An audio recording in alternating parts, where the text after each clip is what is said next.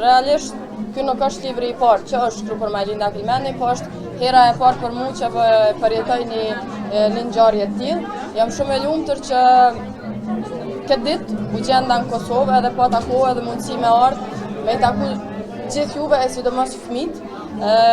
Ky libër përmban një pjesë, mund të them, ndoshta jo krejt, sepse e kom pas një karrierë të bojshme 20 vjeçare, mirë po jemi mundu sa kemi mujt me i përmbledh gjitha momentet, ndoshta mos them të këqija, po të vështira edhe të bukura që e kom pas gjatë karrierës. Ky libër pra është një projekt shumë i dashur për mua dhe një projekt shumë i veçantë për Ajkose, për shkak se kemi sjellur një dimension tjetër historinë e kampionëve tonë olimpike, për shkallë për fëmijët edhe mbetën e parë.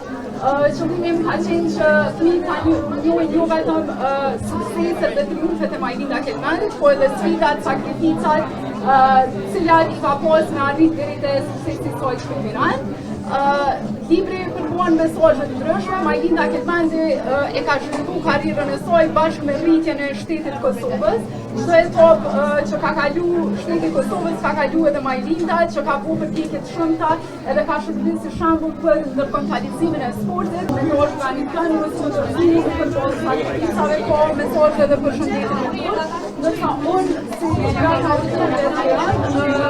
edhe si gjenitë nuk po që ka pas të punës me stripat gazetarisë sportive, po po një pasion shumë të ka përveshtu për sportin, po gazetaria sportive ati hajtë të tjera si fushë serioze e gazetarisë. Kështu që në shqiptaj të ditë që ndoshta si shprimzim për krejt ata studenta që të tashme një gazetor, që me bashku në shkru për sportin, juve që reportajë lojne, po edhe me ordë dhe me përpojnë.